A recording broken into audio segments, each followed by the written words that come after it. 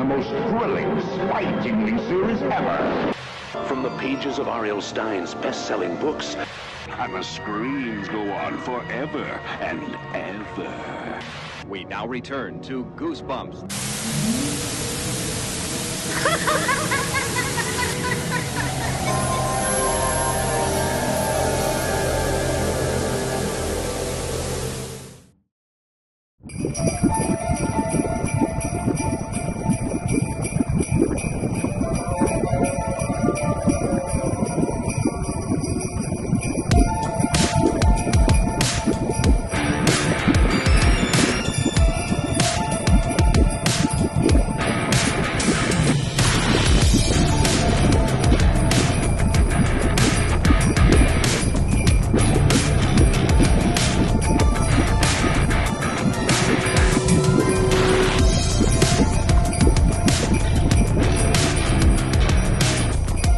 Ho, ho, ho, and seasons greetings, Goosebumps fans, young and old, big and small, living dead and undead, and the holly and jolly. Welcome back to the Goosebumps Crew Podcast. I am your host, as always, Isaiah Vargas, flying solo tonight from the other guys. Unfortunately, they did have some personal matters to take care of.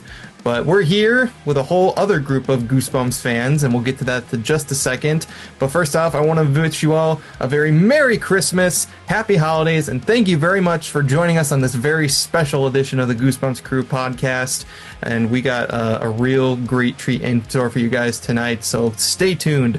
But first, as always, we got to get the preliminaries out of the way. If you are joining us for the very first time here on the Goosebumps Crew Podcast, I want to sincerely welcome you all. If you are or have ever been a fan of the popular Goosebumps series of books or the monster franchise that they spawned, I have a feeling this podcast is going to be right up your alley. As I always say, me, Bjorn, and Nick, my Goosebumps bros, are some of the biggest Goosebumps nerds on the entire planet. We could talk about Goosebumps for hours on end. That is exactly what we do here on this podcast. Every week we have a brand new episode talking about everything Goosebumps, whether it be the books, movies, TV shows, video games, merchandise, whatever it is. If it has Goosebumps in the name, we are going to talk about it so much that your brain is going to turn into fruitcake by the time you're done listening. So with all that said, if you end up liking today's episode, make sure you leave a like and comment if you're watching us on YouTube. Subscribe to the Goosebumps Crew YouTube channel. Hit the bell notification to get updates when new episodes go up every Wednesday at noon Central, 1 p.m. Eastern. But if you are just dying to get those episodes early, you can catch them over on our audio platforms. We're available on platforms such as Spotify, Apple Podcasts, Amazon Music, and iHeartRadio. Wherever you can find your podcasts, you'll find the Goosebumps Crew. So check us out. Episodes go up every Tuesday, noon Central, 1 p.m. Eastern over there. And of course, you can follow the Goosebumps Crew on social media. We're available over on Instagram, Twitter, TikTok, and Facebook. All those links are in the description below. You can also check out my good buddies Bjorn and Nick at Goosebumps Saucy Fan and Sean, respectively, and their social medias and their YouTube. So check them out. All those links in the description below. Join the Goosebumps Crew today. Become a crew member. We thank you in advance for your support. Now, let's get to the main meat and potatoes. It is officially Christmas, the happiest, most joyful day of the year, and we got to celebrate. Many people celebrate with friends and family. I'm celebrating today with the Goosebumps community, and joining me today are 6 incredible Goosebumps fans, recurring guests here on the Goosebumps Crew Podcast. We have Mr. Goosebumps Completionist, Austin. We have Matt Rasmussen, creator of the Goosebumps documentary Saga Scares, Michael Lillquist, the ultimate Goosebumps man, AJ Good from the House of Masks, Jake Boger, creator of the Arete Media podcast and the Arete Media brand, and Jude DeLuca, resident Goosebumps fact checker, I would say, and also writer for pointhorror.com. All 6 of you guys, and we do have a possible 7th that might be joining us tonight, Mr. Tyler Young from 90s Kids Throwbacks. He's running a little behind, but, it's always interesting to show up fashionably late to a party. But all 6 of you guys joining me tonight, great to have you all back here on the podcast, and hope you guys are all doing well. How you guys doing? Amazing. Happy Bumpsmiths, one and all. Wonderful, absolutely. And all 6 of you guys who joined us in the past on the Goosebumps Crew Podcast, whether for one episode or multiple, you guys are, I always say that me, Bjorn, and Nick are some of the biggest Goosebumps fans, but I would say that you guys are right up in that quarter. Maybe except for Jake. But he's getting there. I'm less enthusiastic, but I'm present. Yeah, we're converting him. Guys. We're converting him slowly. I will say it was a very surreal experience. My first time going to a half price books, looking for Goosebumps books and being like, oh my God, they've done it. Yeah, we definitely did it. He started, because we were doing that in preparation for the convention. And I remember that I would get messages from him being like, how much are these ones worth? Like he would just send me like a list or like a picture of the shelf and just be like, which one of these are like the most valuable? And I'd be like, you might want to get that one and that one and that one. So it was like, yes, we got them. But like I said, we have all six of you joining me tonight because this is a time to spend with friends and those you really appreciate being around. So it's great to have all you guys here. And no particular topic for this week. Just figure we would talk a little bit about Goosebumps and Christmas and 2024. This is our final episode of the year, so we got to end it off with a bang in some way. I guess the first thing I want to start off by talking about, since it is the holiday season, we're all in our own sense Goosebumps collectors, and I'm sure at one point or another we've asked for something Goosebumps related for Christmas. So my question to you guys is, do you guys have a story of something that you got for Christmas that was Goosebumps? And if not, was there ever something that you wanted? Austin, why don't we go ahead and start with you? So I think last year I got quite a few Goosebumps items, but the one thing I wanted the most was tickets for my birthday to go see the Phantom of the Auditorium musical, which I got to see this past year, which was probably the highlight of experience for me as being a fan all my life. I can remember slightly at the right age of 3 or 4, but I barely remember the story of it, or I just kind of remember being there, being at the Goosebumps Live on Stage play back in '98. So I wanted to see a new Goosebumps play musical, and me and my fiance went to go see it back in March, and I got a little thing right here where it's signed by the performers that did my show. You can't really see it, but I have it on my bookshelf here. But that was the most fun I've had in some time being a Goosebumps fan. Other than that, I'm usually asking for just money to have set aside to build my complete Goosebumps library. I'm that type of collector. I don't really collect merch, but I'm trying to facilitate a entire written record of every Goosebumps story that exists in the media. So, I'm slowly but surely building that more than anything. But my sister did get me a few things that I enjoyed from my childhood. I would get up and go get them, but I don't want to show my butt on camera. But she got me some Tiger Electronics toys, and one of them sealed. And I remember playing the absolute crap out of them when I was a child. So that tickled my heartstrings. But that's really all I have, because most of my family members didn't know I was collecting this series until a few years ago. So, but I've been doing this all solo. So most of the stuff, it's just bought from getting gifted money, like eBay gift cards and stuff like that. So still appreciative of that. And that's never a dull answer to have, I guess. But yeah. Yeah, awesome. And then Mr. Matt Rasmussen, what about you? Oh, man. Okay, so I think the first year I ever asked for something Goosebumps related for Christmas was probably Christmas '96, if I'm correct. And that was the year that the 3-pack of the Night of the Living Dummy books came out, and the Monster Edition #2 might have been '97. I think it was '96, though. I wanted that so bad. And that's kind of all I wanted for Christmas. And luckily, they weren't too hard to find. If you just were strolling around Target, you pushed a little button and his eyes light up. And sure enough, I got that for Christmas. It was amazing. I read the hell out of those books. I had already, but there was something about cracking that cover open and just that new book smell and just having Slappy presented on the cover.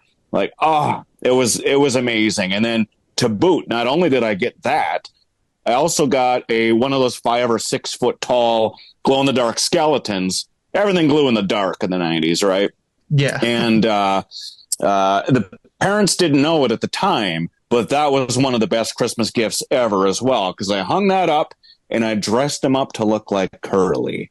I already had some sunglasses, and I put those on, and I like cut some construction paper to look like his little mohawk, and then I put a little thing on him and a little G. There it was, and it was Curly in my bedroom, full sized for Christmas while reading the Night of the Living Dummy books. It was the best. It was the best Christmas ever. That is incredible. Oh, I can only imagine just having Curly in your room just watching over you in the Goosebumps collection. That's awesome. Micah, you're next, my guy. What do you got? So I didn't really start getting Goosebumps stuff for Christmas until like my freshman year of college, which is about 2 years ago by this point, because that's when I really started getting back into collecting heavily. And I got a lot of stuff that year. That's when I got my Blu-ray set. That's when I got the bootleg Blu-ray set. And I also got I got a really nice stack of books from my parents. But the standout one book I got was last year for Christmas. My parents got me a mint condition first printing of Beware the Snowman, and it was the Scholastic Book Fair edition, so it had the lenticular stickers still inside of it. Oh, that's one of my prized possessions for sure. Oh yeah, I don't have that with me. That's back at school, but oh, mint condition. That was how did they get that off eBay or did they find it? Yep, eBay. Oh. Good parents. Awesome. AJ, you're up. What do you got? I have two quick things before I tell my Christmas story. One, that Goosebump chick says hi. So hi from her to everybody. Shout out to that Goosebumps chick. Yes. She's awesome. Follow her on Instagram. We really want to bring her on the podcast at some point. Yeah. So we're hoping to get that done. Yeah. Shout out to that Goosebumps chick. Go follow her over on Instagram. Yeah, she rules. Second thing, I just thought of how ironic this episode timing is today because I put out my long-awaited full Goosebumps collection update video today, so that's cool. Third, my Christmas thing wasn't something that I asked for, but it was the first Goosebumps-related item that I ever got as a kid. I got the Night of the Living Dummy 3 VHS, the clamshell VHS, and that is what started the whole Goosebumps thing. That was easily the scariest thing that I'd seen in my life up to that point. So that's awesome. I mean, that's awesome that you can get something that just starts it all. Yeah. Especially, I mean, I love the Living Dummy 3 VHS. I don't know why.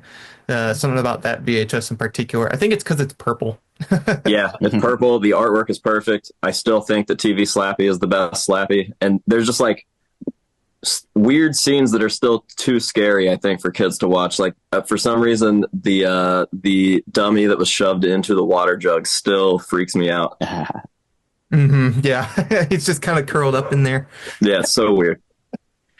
Well, Jake, I know that we were just teasing you a bit about not being much of a Goosebumps fan, but you've been getting into seeing a lot of the stuff that we post. Is there anything that you would ever be interested in having for yourself for Christmas?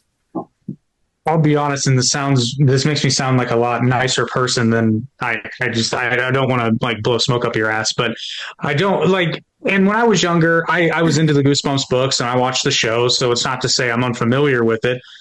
I just never gravitated it towards to the same degree that like you, Bjorn, and Nick did. And I've known Nick most of my life, and I've always known him to be a Goosebumps fan, particularly the Haunted Mask. So I'm very much aware of it. But I will say this: I never could think of anything I wanted specifically Goosebumps related until now. What I would love for Christmas is I would love to get some good news for you guys in regards to One Weekend at Horrorland. That would be the ultimate for me, because when you guys just started even talking about it, I knew it was such a phenomenal idea and it had to happen somehow, some way. And the fact that I ended up becoming part of it, I'm very grateful for, and that you guys had faith in us to help you guys make that dream come true. And we're still working on it. We're still working very, very hard behind the scenes. It's just a lot of really boring meetings being taken, people not reading things that we send them, kind of thing. But it comes with the territory. But I hope that this Christmas I'm able to bring you guys some really positive news and some updates, maybe at the beginning of the year. Hopefully, fingers crossed. That's not a tease. That's not like a Marvel tease. There's not something that I'm like hiding. Sam Jackson come out with an eye patch and I want to talk to you about the Goosebumps convention. God, that'd be funny. That would be funny. But now we got to get Sam Jackson. And yeah, that would be awesome. We got Sam Jackson for anything. Then, even if he was the only non-Goosebumps thing there, I would still get Sam Jackson. He just comes out on stage as a surprise and he goes, Goosebumps, motherfucker, do you read it? Oh man, somebody's got to get him to say that and then send it to him. And then that will cost us $500,000. Yep. So that's where all the money is going to go. Worth it. I do want to circle back to that in a little bit because that has been a big part of this year, 2024, for the Goosebumps crew. But I certainly echo that sentiment about wanting to get that going. So fingers crossed on that. Mr. Jude DeLuca, last but not least, do you have a Christmas story to tell? Well, I do remember, like, throughout the years, I've sometimes gotten Goosebumps and Goosebumps related stuff for Christmas, which is also my birthday. I remember when I was a kid one year, I think we got that tent that they had, but I was like too big for it. I remember like I stuck out halfway. I've gotten some books on Christmas over the years. I know one year I got One Day at Horrorland, but the first reprint edition from the 2003 line, the Horrorland video game for the Wii. I remember Calling All Creeps was the book they packaged with it, which is not really one of my favorites. And I know saying that is sort of counts as blasphemy in this community. When it comes to like Christmas, I tend to focus more, like, I don't really tend to ask people for anything Goosebumps or Goosebumps related. Most of the books that I do have in my collection are ones that I like get myself. If it's regarding something like super rare or anything like that, I always just try to purchase it myself instead of waiting for somebody else to stumble upon it. If anything, I hope for like usually some Christmas miracle where I finally find that damn Lunchable story or something else, like whoever was going to be the ghostwriter for the Penguin book, or like who was supposed to write Funhouse of Dr. Freak for Ghosts of Fear Street or anything like that. I know it was during Christmas time a couple of years ago, I was able to get in touch with Braden Gardner and started talking with him about finding Dead Dogs Still Fetch. I was kind of hoping if Braden had been able to find it faster than he did, I would have like shared it with everybody that year as sort of like a Christmas gift to the community. But I will say, without jinxing it, I'm hoping to hear back from somebody about something that was lost that we didn't even know existed until recently. And that's all I'm going to say on that, because I haven't heard back from this person yet. And I don't want to like give any other hints beyond that. Yeah, and I gotta just say really quick, I'm gonna add something else to Jude's little introduction there. Resident Goosebumps Sleuther, because Jude has been a rock star at finding lots of lost media in the Goosebumps sphere. As he said, he reached out to Braden Gardner, who was the winner of the 1998 Brain Juice Terrifying Title Contest, and a few other people who participated in those contests, as well as just finding a lot of lost stories, information about some of the rare Goosebumps, and even sort of point horror stories that have been lost to time. So this guy has been a rock star in that front, and it was because of him that we got to do episodes talking with Braden Gardner and Jim Smiley and those people. And then he also joined us with Cameron Chaney to talk about other Goosebumps adjacent series. I think that's what we even called that episode, was Goosebumps Adjacents. So rock star to this guy, definitely. And I guess to go off on my little story, I don't really remember having anything like one big thing for Goosebumps on Christmas. But I remember pretty soon after I started getting into it, my parents did catch up on that I wanted more Goosebumps stuff. So they would find books or whatever. But I do remember they got me the full set of the Topps trading cards, the one that comes in like the little book. They got me that for one Christmas. They got me what else? I remember last year they got me like a Black Spine GYG. They got me the Living Dummy 2 Presents book. And they got me just a couple other things. So my memory's foggy a little bit on specifics, but those two I can definitely remember because they were just so cool at the time. I think they also got me the Terror in the Graveyard game. My one up there, that is one they got me for Christmas one year.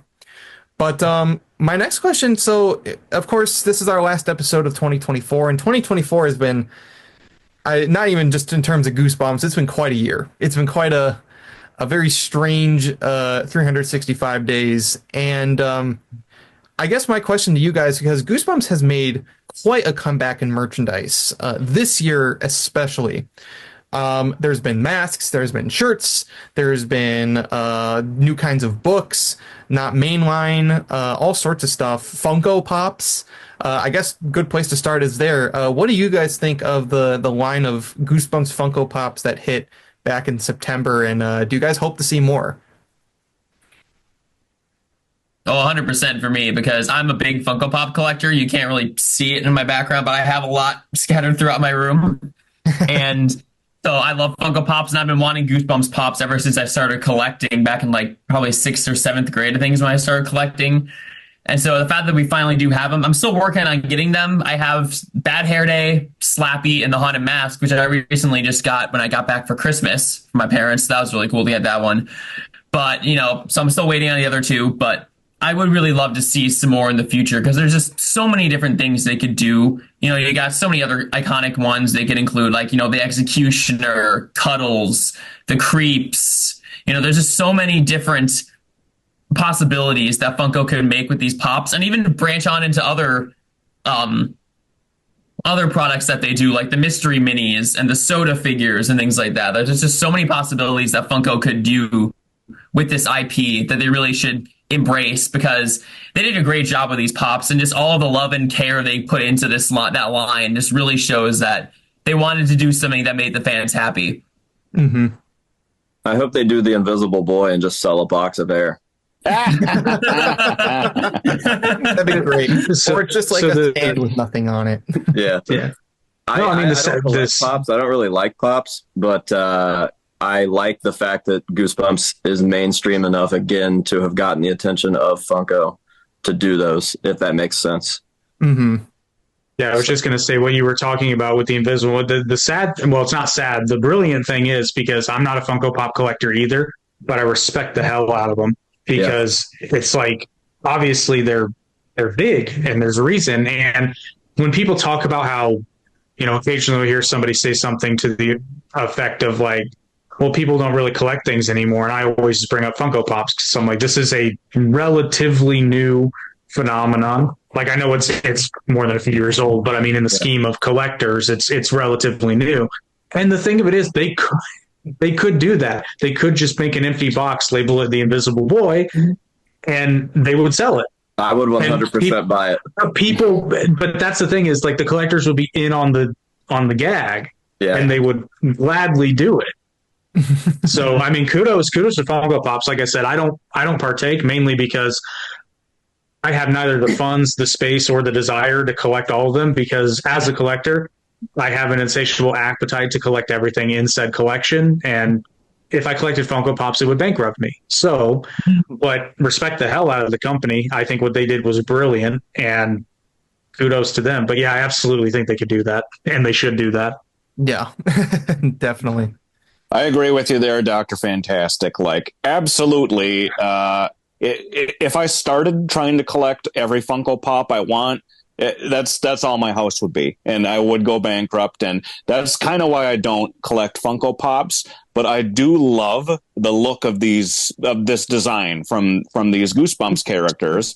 And as far as I'm concerned, that's what's hot. Like, if your IP has been transformed into a Funko Pop, you've made it, as far as I'm concerned. So that's how we know Goosebumps is back in a big way, baby. They are now Funko Pops. So where do we go from here? More Funko Pops, and I want action figures now. That's all I want. I'm a big action figure collector. Make them look retro 90s. and put them up in that special section in Target.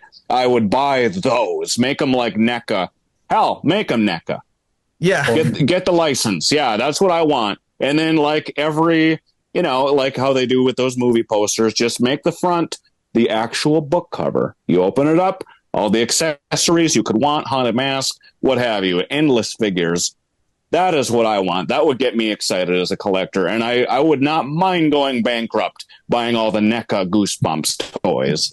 Well, and as Bjorn would say, once you, he was a big advocate for Goosebumps Funko Pops. I remember as far back as 2018 when we first started chatting for the first time, he really wanted Goosebumps Funkos. So the day that they got announced, and funny enough, I got to throw it back to the period between when they got leaked and when they were officially put on Barnes & Noble's website, because there was a lot of speculation and a lot of hype. Like, people were like really getting behind these Funko Pops, even outside of the Goosebumps community.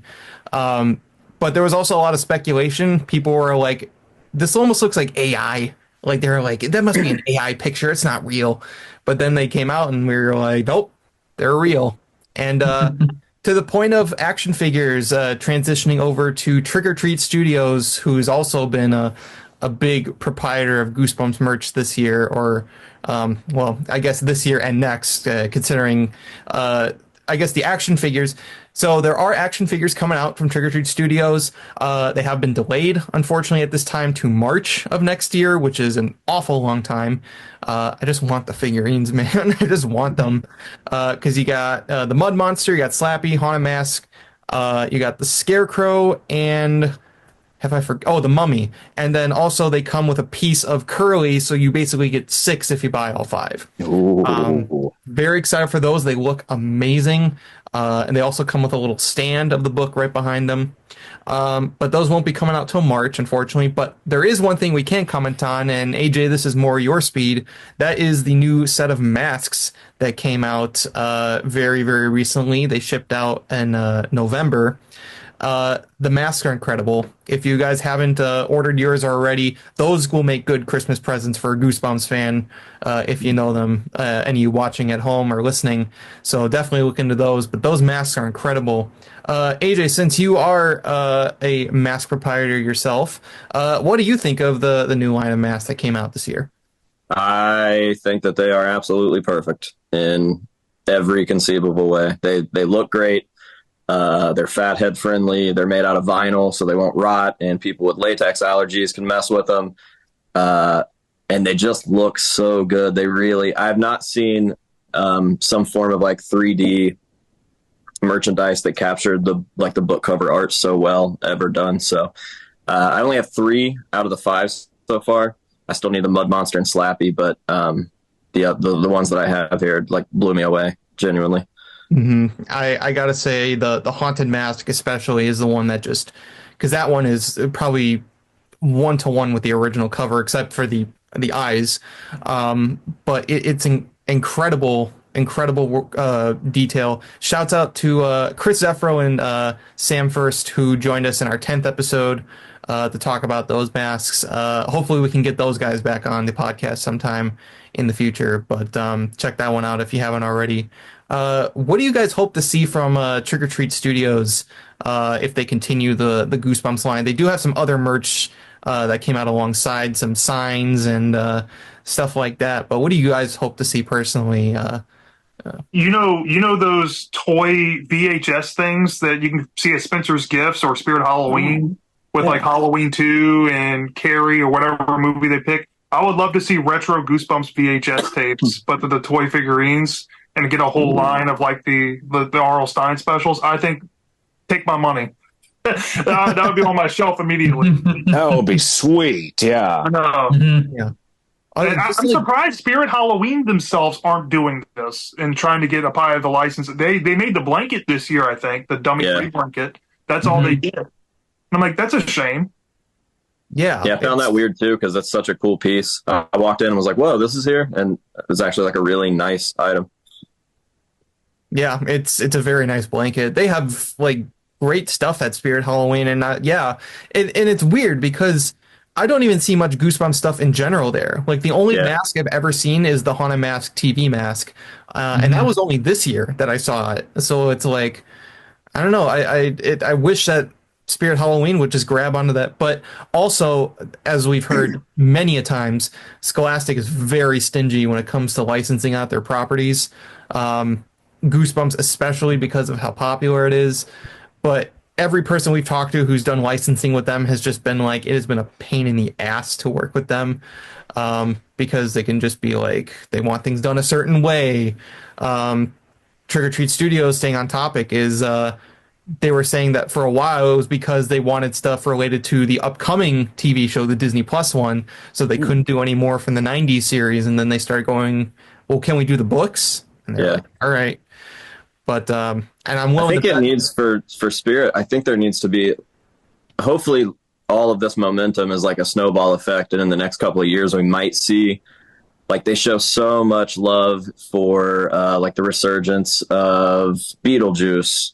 Like, you walk in there and everything is Beetlejuice or Pennywise or I mean, there's a couple other ones I can't think of right now. The one with the three witches that I can't think of the name of. Hocus Pocus. Yeah, they're crazy about Hocus Pocus right now. And I think that if the good news is there will be a snowball effect, because with something as popular as like Funko, people that have no idea what Goosebumps is are going to buy those and then get interested in Goosebumps and vice versa. So I think maybe if Goosebumps could release an absolute banger rather than the two, in my opinion, disappointing movies and the disappointing TV show, it would take one good release and all of this like cool marketing, and then like the push would be, hey, Spirit has these crazy Goosebumps sections now that is just all about Goosebumps, and it looks like the Hocus Pocus thing or whatever. So hopefully that's the case, and in the next few years we'll have that.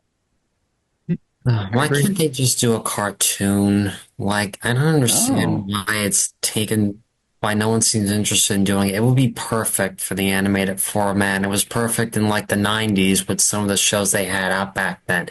If they got the guys who did like Extreme Ghostbusters or the Jumanji cartoon, that would have been like a smash hit right there. Yeah. I feel like a lot of big studios just don't like to do animation nowadays because I've noticed that's the case with a lot of bigger studios. They like avoid animation like the plague because it doesn't draw in a big enough audience in their minds.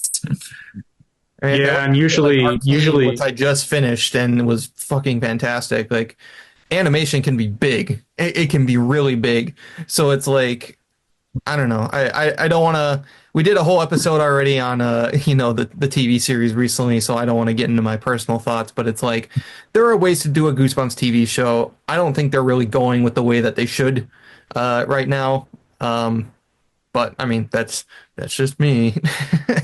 It just seems so obvious that the vintage retro stuff is what everybody gets excited about. Why are we not capitalizing on that? Mm-hmm. Yeah. Yeah. They say they're making this, and that's why like the pop sold so well.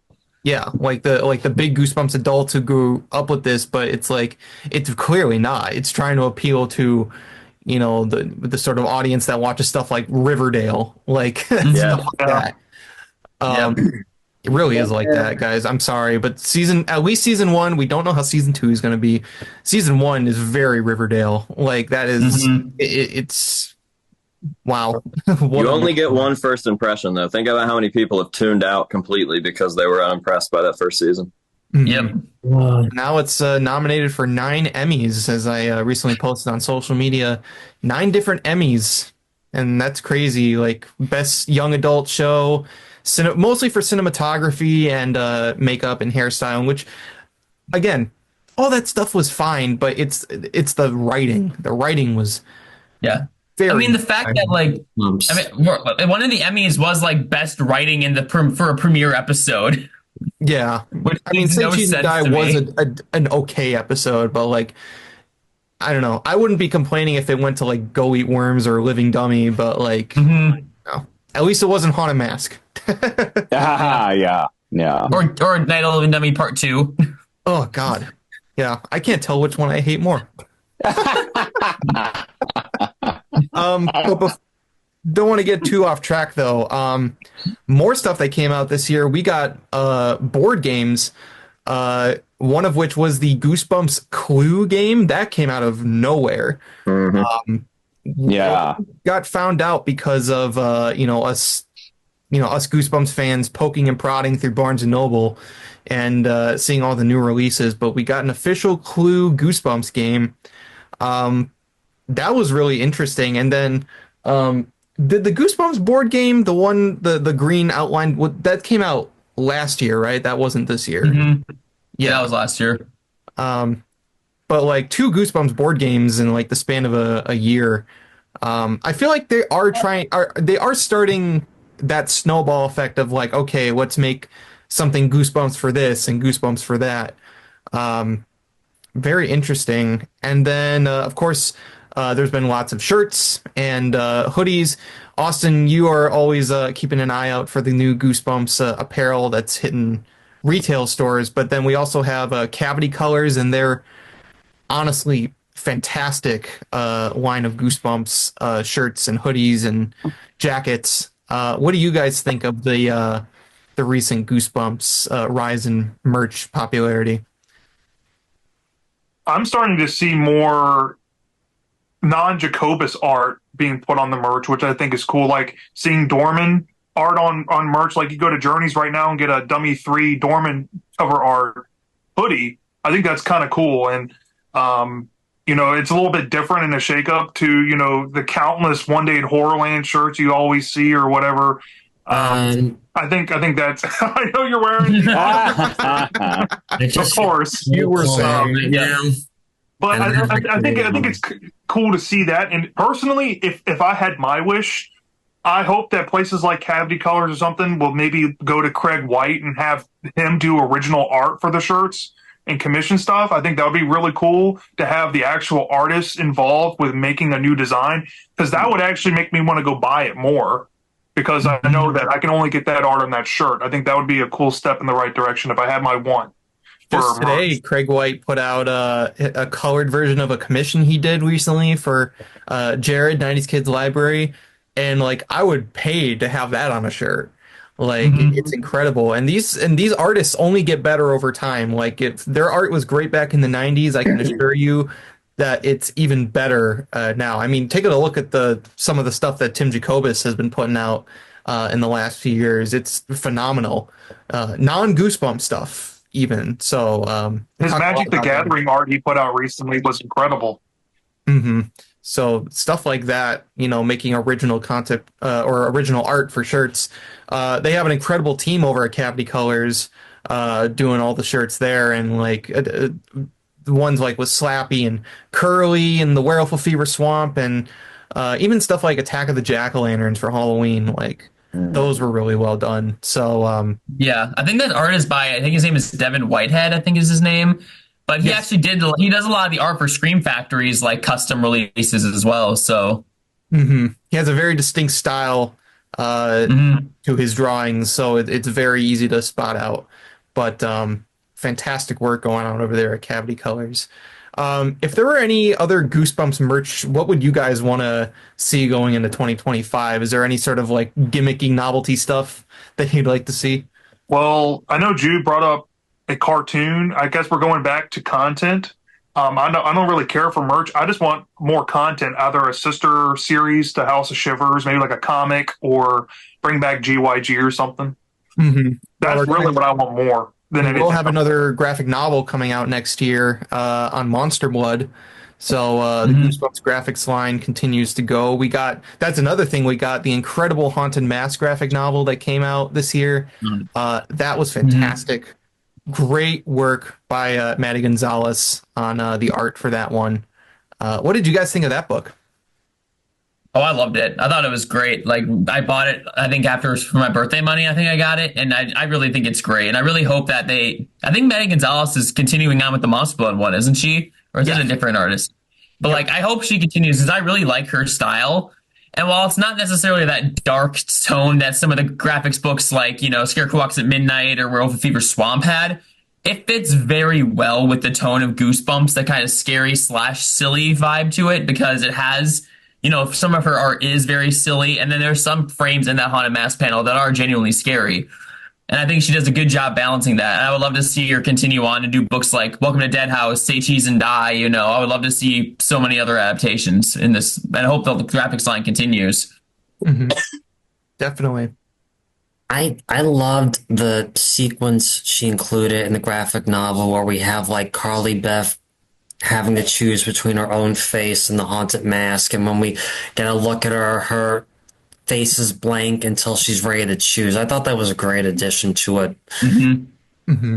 Yeah, definitely. It's like she added her own like nuance to the book, and the book was already pretty nuanced for like your typical Goosebumps story. It was a great reimagining of that story, and I'm so glad that she's sticking around for Monster Blood, and I hope to see more in the future. It sounds like there will be more. The graphics line, I think, was, like you said, Austin, was sorely needed to go alongside the main series. Just kind of have something, and I'd love to see Give Yourself Goosebumps brought back, or just something gimmicky like that. Just the thing that was so great about Goosebumps in the 90s is that it was a whore of a franchise. It was whoring itself out to everyone that they possibly could. There was tons of Goosebumps things. The reason why there's so much Goosebumps 90s merch is because they were not afraid to let other companies, if a company came up and said, I want to do a Goosebumps we talked with Steve Casino, a toy inventor for Happiness Express back in the 90s. They did nothing but Goosebumps back to school items. But it was a big franchise, so they could do it. There's just not a lot of that these days. It seems like Goosebumps is a very sort of strict, walled-off franchise now that only Scholastic can have their hands on, and I think that's a result of how Parachute Press ran things back then too, because now Scholastic owns the full rights, so they have full control over all of the merchandise. So that's my two takes on that one.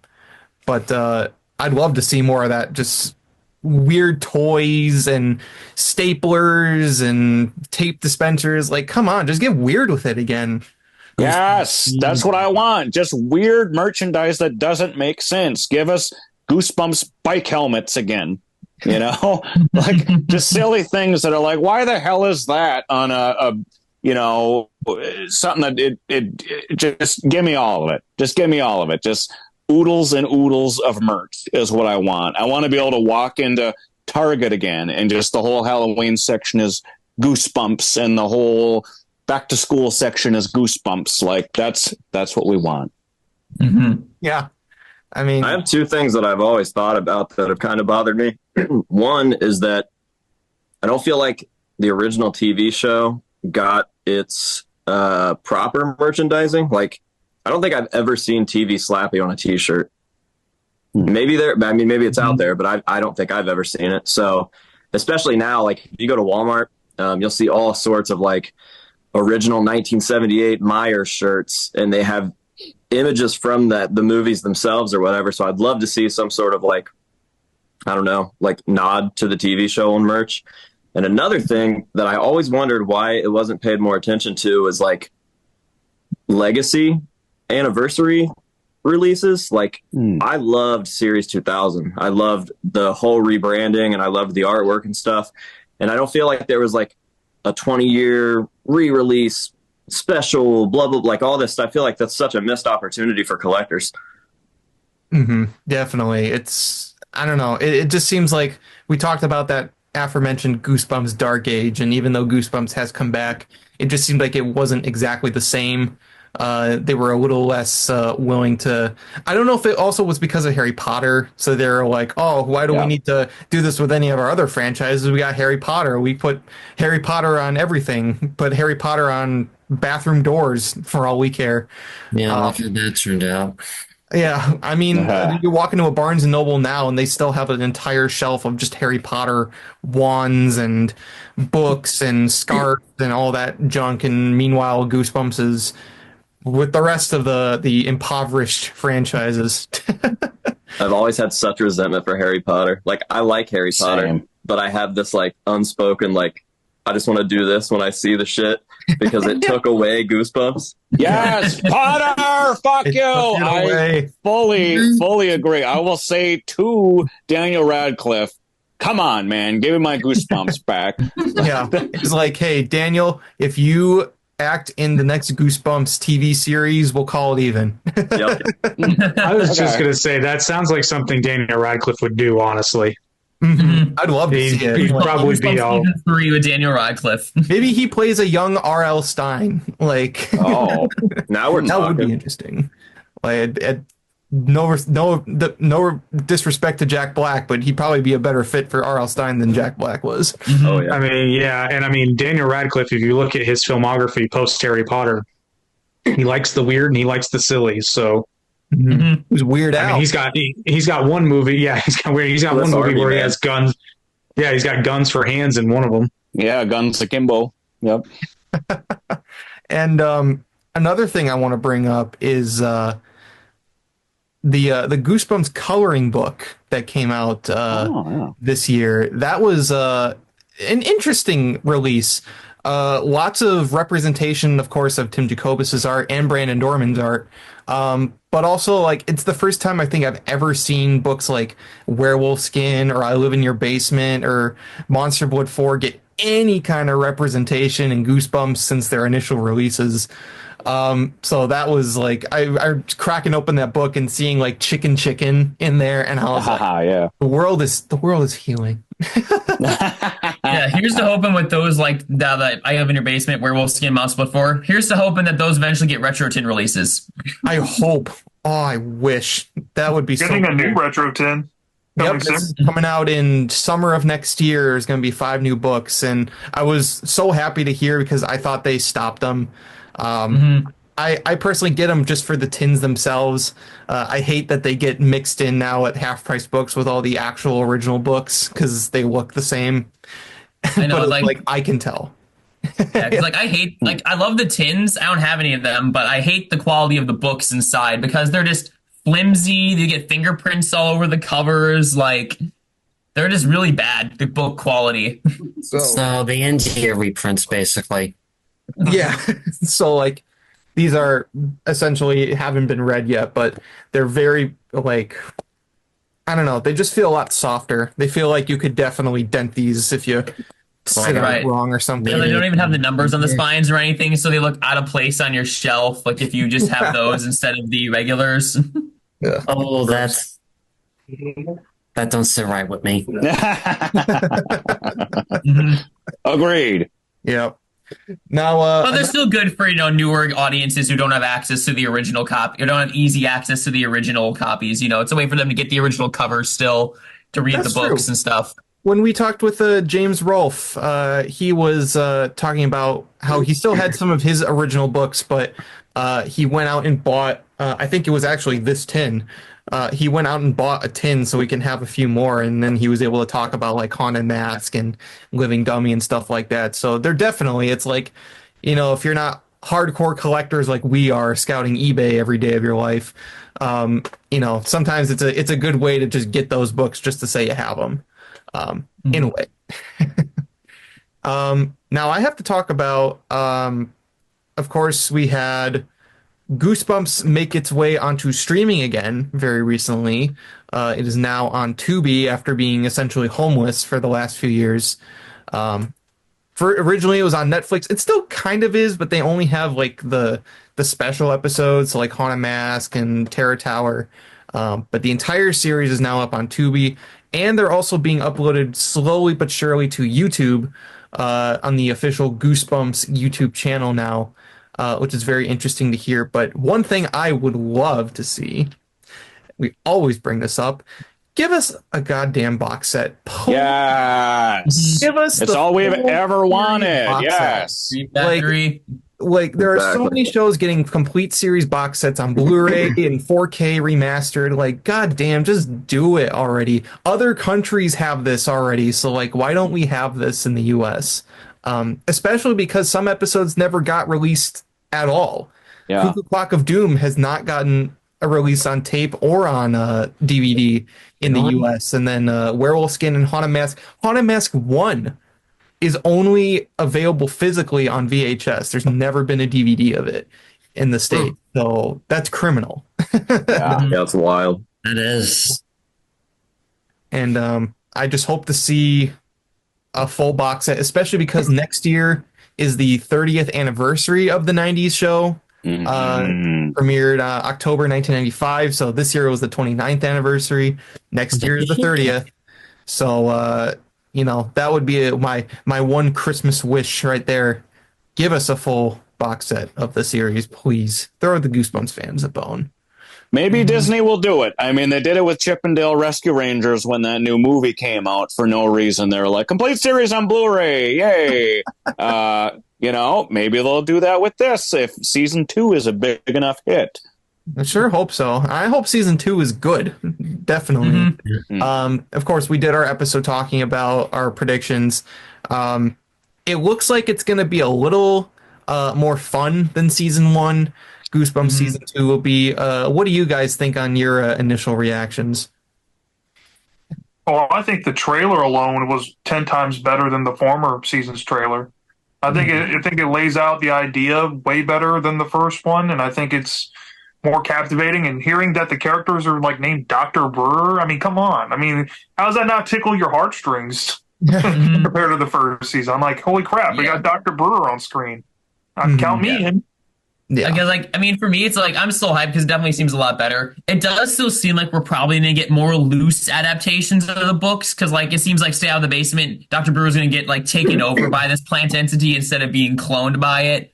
And it seems like from the trailer, it looks like Monster Blood is almost maybe going to be that black substance that we see, or it's like sentient blood from, CC, or that character's, nosebleed that you see at one point in the trailer. So it seems like they're still going the loose adaptation route, but for me personally, I don't mind loose adaptations as long as they're done well. Because look at episodes from the 90s show like Haunted Mask 2, Haunted House Game. Those are very loose adaptations, and they were great. So, yeah, that's the thing. You can make it a loose adaptation and still be good writing. Like Go Eat Worms. Yeah, Go Eat Worms was the prime example of that because that's nothing like the original book. And yet, honestly, I think they made the story better. That's 100%. The one scenario I will give season 1 bat fully. They took a terrible Goosebumps book, one that even I think R.L. Stine says he regrets writing, and made it into arguably the best episode of the entire show because they changed the concept. So, and they gave the writer of Go Eat Worms I think the lead writer position of this new season. So I think that's just a promotion there. You see that too because it just seems like, you got plants flying everywhere. You have the whole scene where he's picking the worms out of his arm, which as someone with trypophobia really made my skin crawl. I'm really curious to see what that full scene is going to be like. What's causing those tendril things? What's going to come out of those?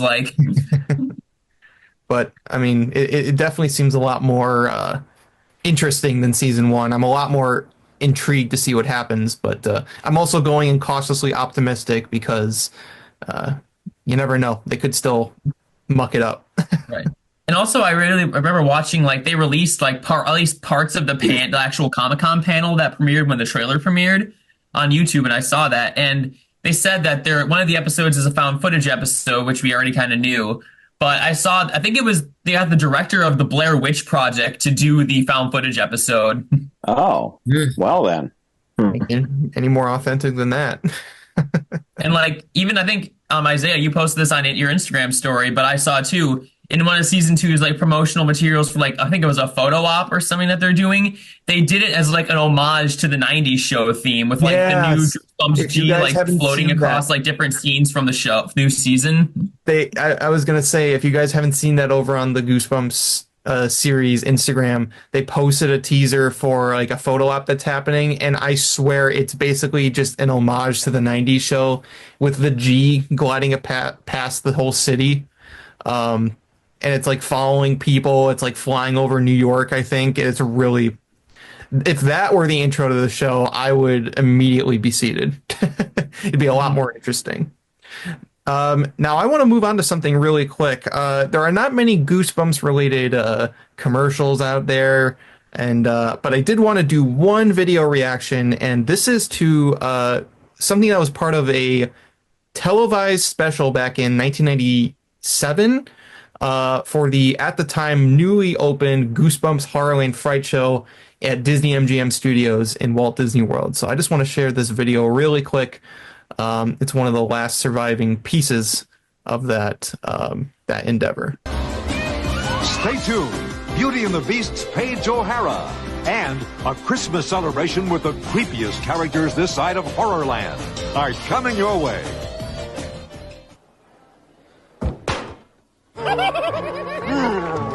Yoo-hoo!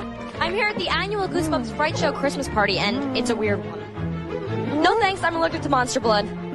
Oh! Sweet. Oh, well, that would make a lovely centerpiece. Oh, nothing like rats and sauerkraut. No, you know, I usually don't kiss giant hamsters on the first date. Merry Christmas to all. Gotta go.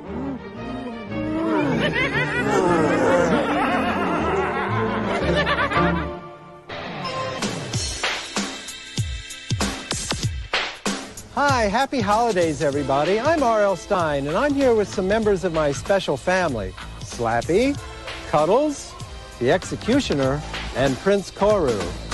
From our Goosebumps family to yours, happy holidays.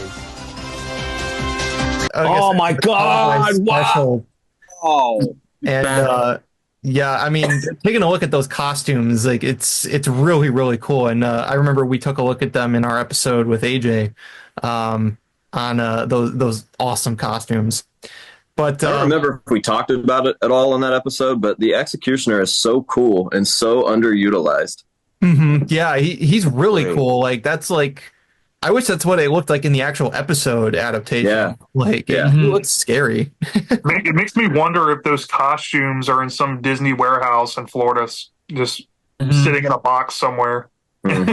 Just think about how it could be if somebody got a hold of those and put them on display or got them for their collection. I think that would be insane, especially the Slappy costume with the moving mouth. Oh my God! Wow, that'd be crazy. We even saw like there was photos, behind the scenes photos from the mask of Slappy, and it was actually done by some people who worked on the Goosebumps movie. I don't remember the name. I would have to look it up again, but it was like an effects studio that worked on the Goosebumps movie, but also coincidentally worked on those masks for that show. But we plan to do an episode talking about that live show coming up in the next year.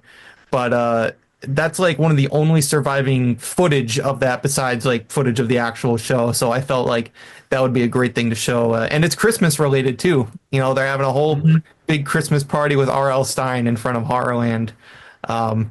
I just love R.L. Stein coming out with all those monsters. It's like, hi, I'm R.L. Stein.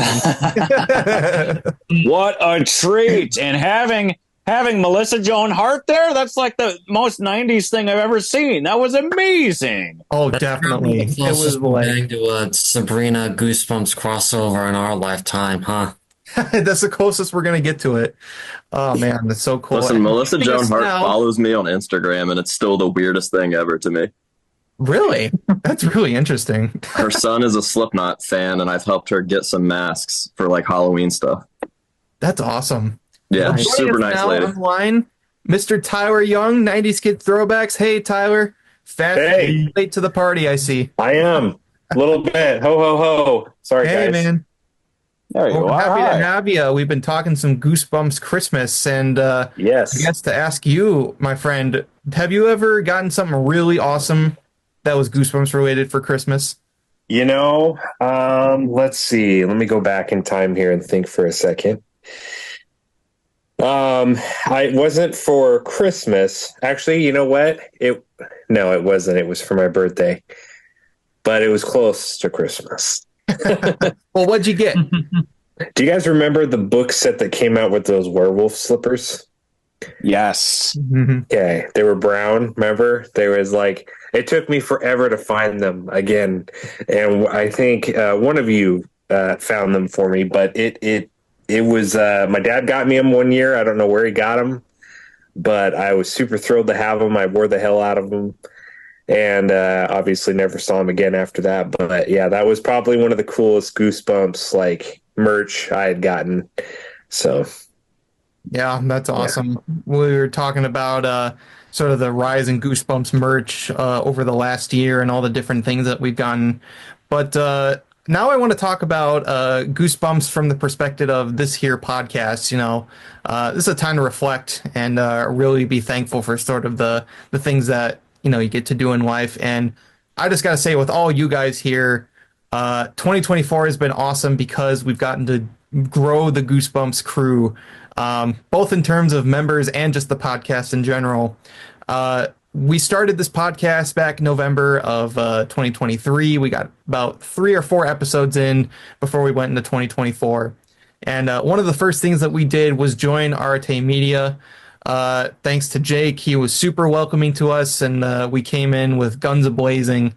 And it was just an awesome delight to get to join the Arete family and get to know everybody there who hosts all the other podcasts and just be a part of that crew. Our own, the Goosebumps crew joined the Arete crew. So thank you to Jake for being open to bringing us on. Well, we were thrilled to have you guys. When Nick told me you guys were starting that podcast, I immediately said, I would love for you guys to join because I knew you guys were going to be big. So, and I was 100% correct. Your guys' growth has been incredible. Mm-hmm.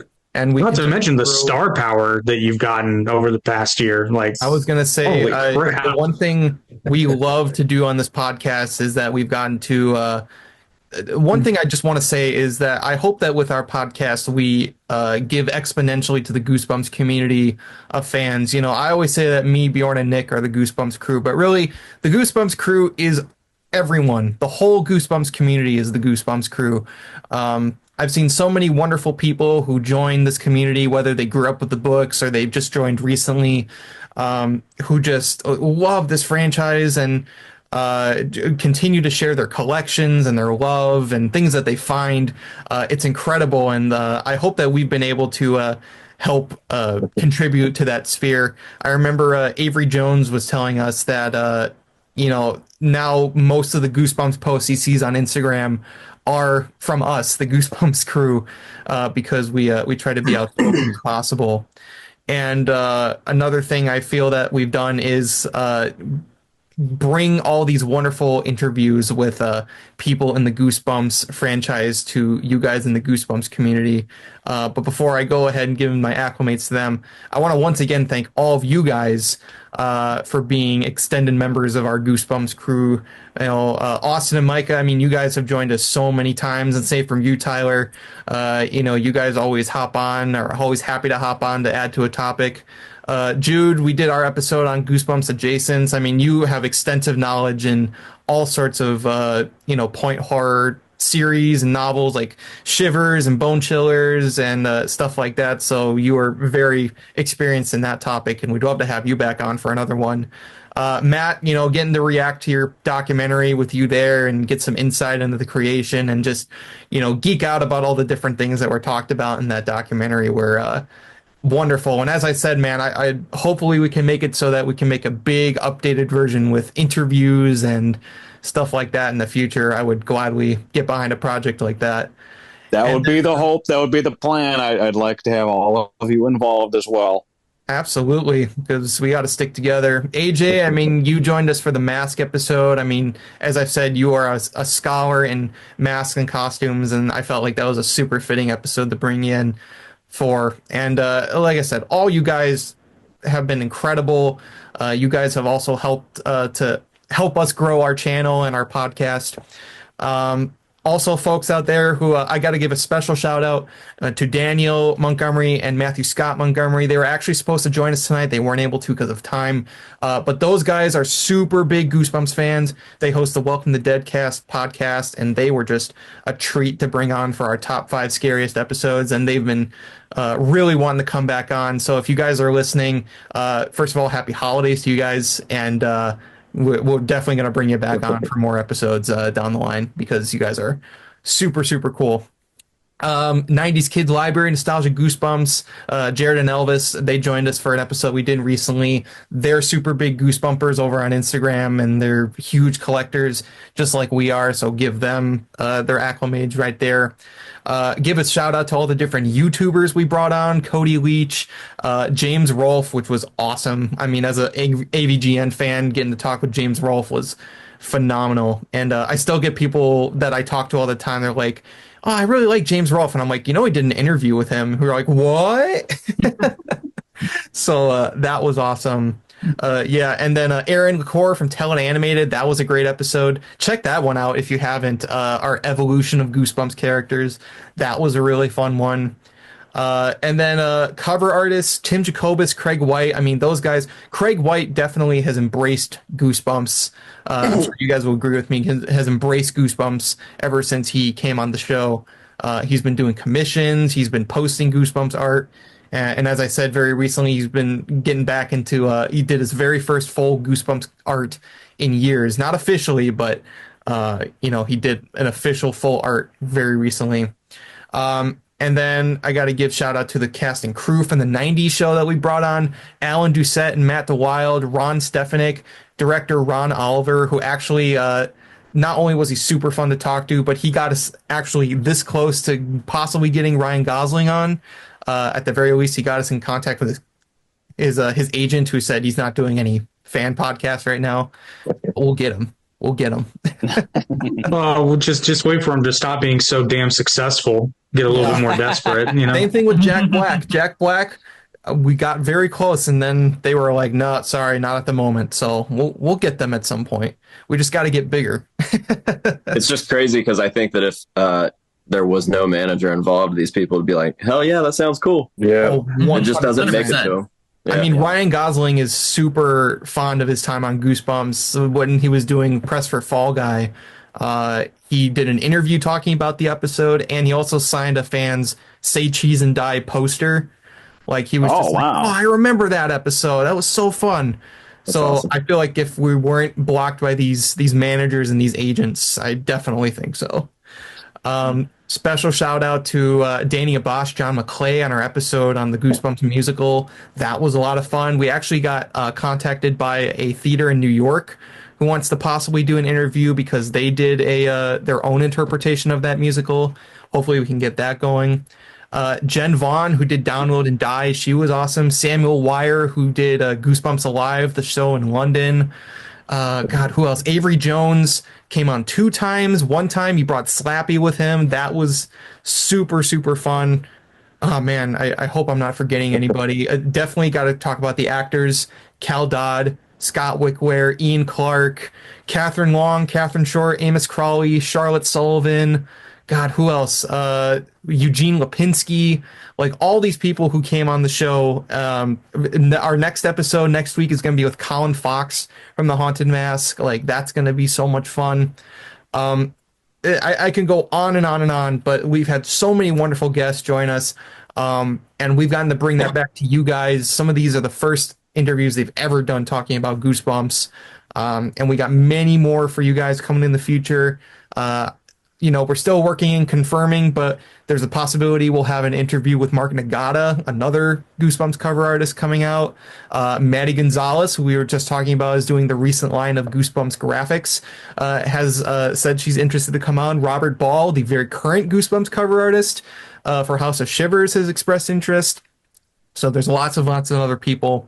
But I also got to kick it to just you, the Goosebumps community, whether you've liked, commented, subscribed, followed, rated, whatever it is, or even just shared with your friends. It means the world to us that we get to share our love for Goosebumps with the rest of the world. And we hope that, going into 2025, growing our podcast, and hopefully with 1 Weekend at Horrorland, which I also got to give a big shout out to everybody who supported 1 Weekend at Horrorland. Unfortunately, we weren't able to raise enough money for the Kickstarter, but from what Jake has told us, there's some good news on the horizon for the convention. So hopefully by the time we get to the 30th anniversary of the TV show, the 10th anniversary of the movie, we can bring that convention to you guys, and you guys can get to meet all these people that we've talked with, Catherine Long, Catherine Short, Cal Dodd, the voice of Slappy in the 90s show, and also Wolverine, but Slappy's better.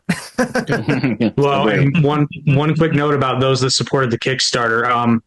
We know who you are. We have a list, and you will not be forgotten. Yep. Wink, wink, hint, hint. Yep. Because you guys were there for us when we needed it.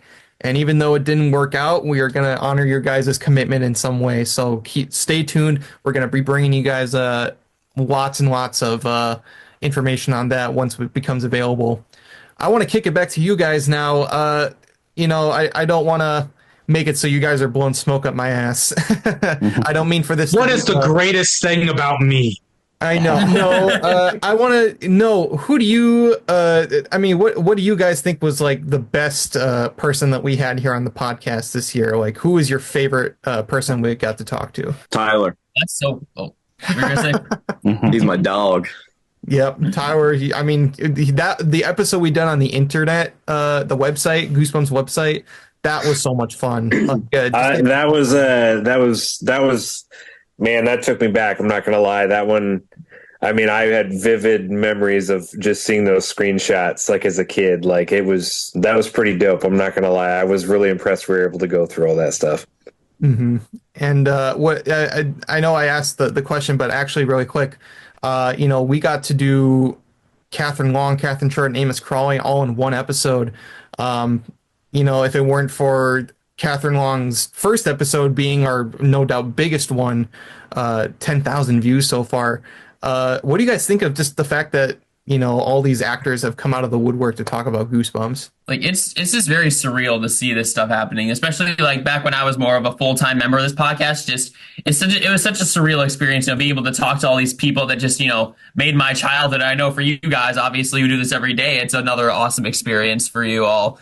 And just, even just watching the podcast now, even though I'm not really a full-time member anymore, it's still just really cool to see all these interviews come to life and just see all these actors who are just so impactful to me as a kid and to all of us as a kid. Just getting to see them come out of the woodworks and talk about Goosebumps is just really fun to see, and just unlocking some memories for these people who probably haven't thought about this show ever since they stopped production on the episodes. Like, you literally had movie Slappy on. Like, that is so cool. I don't even like the movies, and honestly, that's probably my favorite episode because it was like funny. His jaw kept freezing. Like, that whole thing was really fun. It was really cool. I mean, that was incredible. And seriously, huge shout out to Avery Jones for that, because he was such a good sport about that. And it was so surreal to talk to Slappy. Like, we just Slappy there, especially with his dress shirt and his sunglasses, and he looked like just a rockin' movie star. That was so much fun. I remember I just had the biggest, dopiest smile on my face the whole time. I loved that episode. Yeah. And then, like I said, getting to talk with even Cal Dodd, staying on topic with Slappy. Cal Dodd was fantastic. That was a really fun episode. And very recently, the one that we nominated for Best Episode at the 2024 Artie Awards, our interview with Judah Katz and Becky Lantos from Stay Out of the Basement. I think that was by far our funniest episode, and that's because of Judah Katz, the actor, Dr. Brewer. I think that's my favorite episode, personally. Mm-hmm. And I've been listening to all of them since it's come out.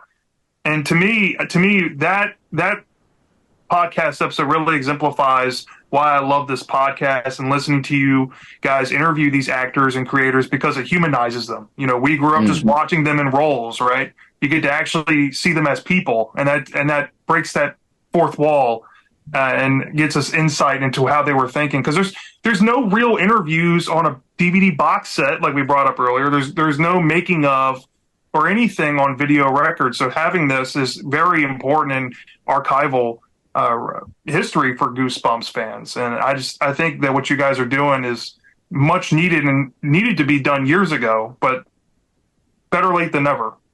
And you guys are doing a lot of great work, really.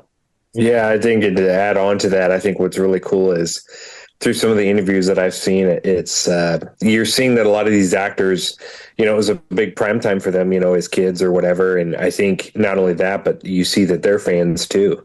And, you know, this is for some of them, like you said, kind of the first woodwork of them getting out there and opening the door to doing an interview or whatever. And it should be done. It should have been done a long time ago. And it's cool that you guys have finally brought that to light. And so, you know, not only are you talking to actors, actresses, whatever, like Avery Jones, it's like, but in seeing the talent, but you get to talk to them as people, and, you know, you get to see kind of the person behind the mask, you know, and that's really cool. So definitely. And another thing I've loved that we gotten to do is just kind of tackle a Goosebumps podcast that talks from a super fan's perspective. A lot of Goosebumps podcasts that I've seen, at least. And this was something that, like, going into doing this, I was worried. I was like, well, what are we going to do to stand out? Because many Goosebumps podcasts focus more on the reviewing side. They'll talk about one book or one episode. And we just wanted to, like, talk about Goosebumps like nerds. Like, so we have episodes where we, like, talk about a certain series, or we'll talk about things like a certain genre, a subgenre of Goosebumps books. Or we'll talk about, like, the ones that are most expensive or most rarest to find, almost like a guide. Very recently, our episode with Jared and Elvis, where we talked about, like, advice to aspiring Goosebumps collectors. That was a really fun one, because we just got to give our own, like, experiences and advice with collecting. And I feel like that's most important, especially for our fans out there who maybe are looking to find more Goosebumps stuff, or you know, just looking to start a collection. I actually sold a bunch of doubles recently, and they were super happy just to, like, get closer to finishing, like, a set of books, or, like, they're like, I'm this closer to finishing my OG62, and it just makes it feel really good. That's why the Goosebumps community is so great, because everybody, from what I've seen, is just so attached. Everybody's so friendly to each other. Everybody's willing to just be like, hey, if you're looking for this book, I got it. Like, I can give it to you. I feel like that's the camaraderie is the best part of the Goosebumps community overall. Hell yeah. Couldn't have said it better myself. Yeah. And I guess one last thing I do want to ask, in terms of Goosebumps, what would you guys say was, like, probably the best Goosebumps experience out of 2024? What would you say, if you could think of one? For us personally, like something that happened to us? Yeah. Oh, dude, I got one of the Cesar Ramirez TV Slappy replicas, and that's, like, my ultimate grail piece, is, like, an accurate working TV Slappy. Wow. That's the one. Yeah. Yeah. For me, I got to finally meet R.L. Stine this year. That has been a lifelong goal, and I've tried for years to make it happen. I had to travel to New York to do it, but it finally happened, and now I can die in peace. I'm jealous. Yeah. I met R.L. Stine back in last year, so I can't comment on that in terms of this year, but hopefully we can get him at the convention. That's another one we want to get, so fingers crossed on that one. There is a contingency if he or someone else does randomly show up, so there is a plan, there is an action plan in place in case that happens. And another thing I want to bring up in terms of, because I'm a Goosebumps wiki editor at heart. So one thing I love doing with our interviews is getting to bring that new trivia, like you guys said, you know, just getting to learn new things about, you know, whether it be stuff from Ron Stefanik about, like, how slime apparently made the masks deteriorate faster, or just stuff like that, like the little trivia stuff. That's the best part of doing these sort of things, because you get to learn more about the Goosebumps series from an angle you may not have heard of from before. That's been the best part for me personally, or one of the best parts. My best Goosebumps related experience this year was me being able to finally track down some of the other contestants from the 1994-1998 title contest. Like, when I was able to get in touch with Katie Easton from the Brain Juice contest, and she texted me a list she had of all these other titles that she came up with that she considered submitting instead of Granny's Gruesome Graveyard Garden, and getting to write that story for one of her titles. That was fun. You know what? Something I'd love to do in the future, because, we talked to Jim Smiley, did Slime Doesn't Pay. That was the winner of the 1994 contest. We should do an episode getting all the other finalists. That'd be cool. Like, talk to the creator of 40, what was it? God, I always forget. Like, I think one of them is like The Grim Reaper Lives in My Locker. No, Mike Frog's Sneed. Breath Can Kill You, like those kind of ones. I mean, I've spoken to Mike Sneed a couple of times. I could pass along the information if you guys want to try to get in contact with him. That'd be awesome. I'd be down for that. I've got Tobias Falzone and Lauren Fishman. I was able to find Michelle Devlin, but she had like absolutely no memory of that contest, so she wasn't sure if she participated in it or not. And I have like no idea where to find the one who came up with the Frog's Breath title, because there was no actual name attached to that. I think it might potentially be somebody who lives in like Sparta, New Jersey. I don't know. I've been meaning to like try and investigate that route, but I just haven't had the time and energy for it. And did I mention Lauren Fishman as well? Yep.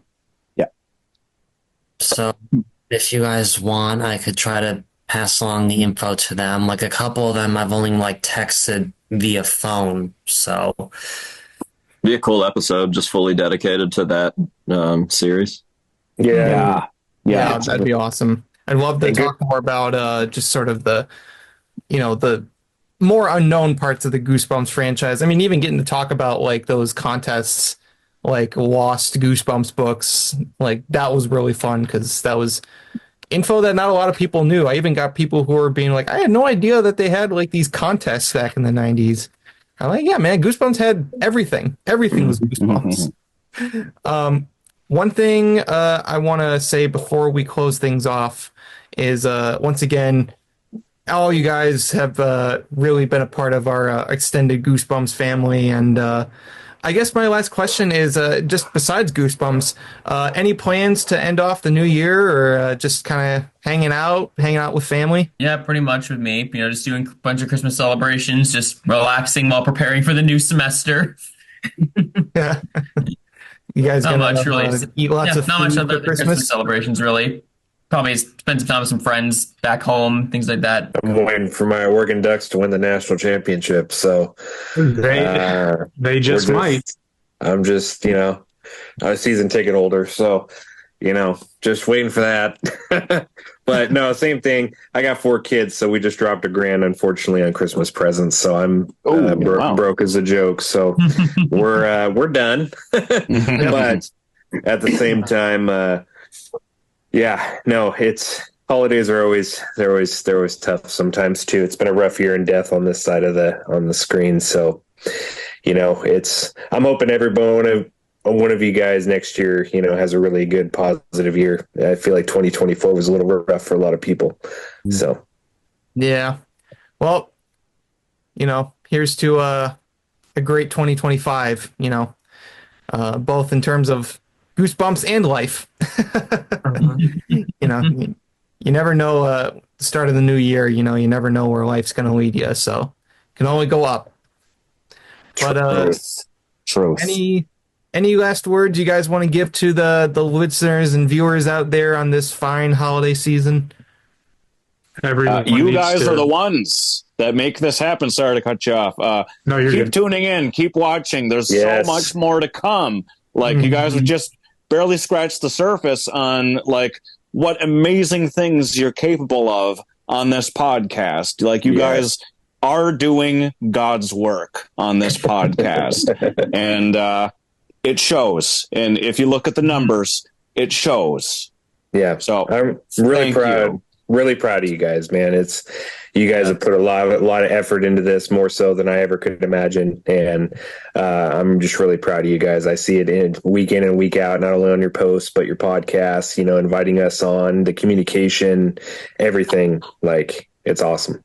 Absolutely. And we will continue to bring more of that into 2025. And, hopefully you guys will be along with us for the ride, both you guys here and you guys at home. Thank you guys so much for watching, liking, commenting, subscribing, sharing, whatever it is. It's you guys. You guys are part of the real Goosebumps crew. And we hope the crew will continue to grow for all the more years that we continue to do this until we run out of things to talk about. But we got many more endeavors coming up besides the podcast too. Hopefully that convention gets off the ground. We want to bring that guys to life, so we'll keep you guys updated on that. But I think we're going to end this episode off right here with all of our wonderful guests. Of course, we got Austin, Goosebumps completionist, Matt Rasmussen, Michael Lilquist, the Ultimate Goosebumps man, AJ Good from the House of Masks, Jake Boger of Arete Media, Jude DeLuca of PointHorror.com, and Tyler Young from 90s Kids Throwbacks. Thank all of you guys for joining with me tonight, and special shout out, of course, to Nick and Bjorn. We wish them a happy holidays, Merry Christmas, as well as you guys, and thank you guys all at home for watching us too. But thank you guys all Austin, Matt, Micah, AJ, Jake, Jude, and Tyler. Thank you guys for joining me tonight. Everyone needs to go vote. Everybody needs to go vote for the Goosebumps crew in the Artie Awards. Yep. Yes, so agreed. Now voting ends on December 31st, so check it out because we want to sweep vote. This is our subliminal messaging. But thank you guys for joining us. And if you liked today's episode of the Goosebumps Crew podcast, make sure you leave a like and comment as always. And subscribe to the Goosebumps Crew YouTube channel. Follow us on our audio platforms and social medias. You can also follow Bjorn and Nick at Goosebumps Aussie Fan and Sean, respectively, on their social medias and their YouTubes. Check it out. We'll be back next week in 2025 with a brand new year of Goosebumps Crew episodes. But until then, Merry Christmas, Happy Holidays, Happy New Year to you all. And remember to take care, stay safe, and have a very scary day.